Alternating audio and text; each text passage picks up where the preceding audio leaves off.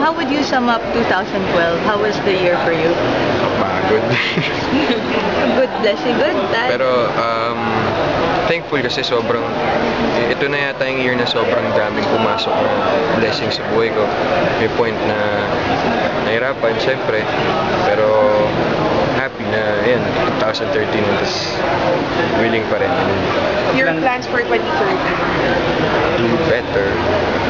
Mas mabigay ko pa yung best ko.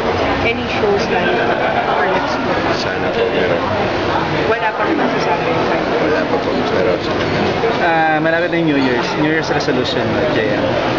ayun nga po. Mas mapaganda po yung trabaho. Lalo. And ayun. How about love life? Sana. Trabaho po muna. Trabaho talaga. You said 2012 was hard. Paano mo na-juggle lahat yun? Yung nakakapagod? Ganun. Yan, balance lang din talaga. Pinaka-unforgettable mo during 2012 na Wala nga, success yun nga or yung mahirap kasi wala issues? akong makalimutan Wala kang araw eh. Lahat talaga nang nangyari, sobrang na-appreciate ko.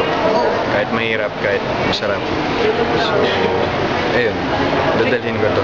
JM, sabi mo yun nga, binabalance mo yung mga pangyayari in 2012, yung mga in 2013 ba, may mas magpo-focus ka sa work, mas magpo-focus ka sa sarili mo, mas magpo-focus ka sa love life?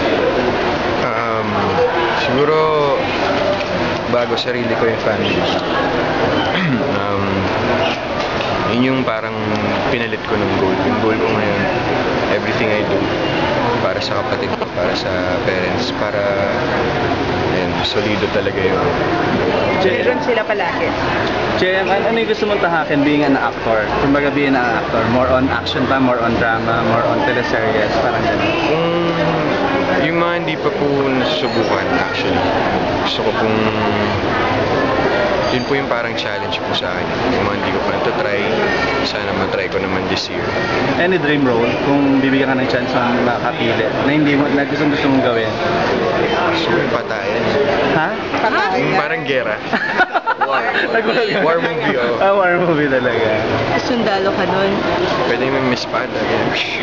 JM, update lang sa mga fans mo who are wondering, kamusta ka na ba and all that. How would be your message to them? How are you doing? I'm fine and I'm ready for action. How's your heart? It's very big and healthy and full of love. Your state of mind right now? Very balanced. Pinagandaan Sana ng sagot. may segue ako kaya Hindi, bawal agad sumegue. Bawal ba sumegue? Okay Saan po? lang. May mga negatives na nasasabi sa'yo, your reaction na lang sa lahat ng mga yun. Thank you. Pero naapektuhan ka, hindi na. Hindi naman po. Kasi lahat naman may karapatan mag-opinion. Pero isa ako, binigay ko lang po yung best ko. Kung ano man yung tingin po na ibang tao. Thank you and sorry. Mas strong ka na ngayon dun sa mga criticism sa'yo? Or mas naapektuhan ka? O nagpapa-apektuhan? Yung criticism po, kung wala naman po yun, wala kang paghugutan din. Diba? Hindi lang naman opinion mo yung nagmamatter. Opinion din na ibang tao. Doon ka rin natututo.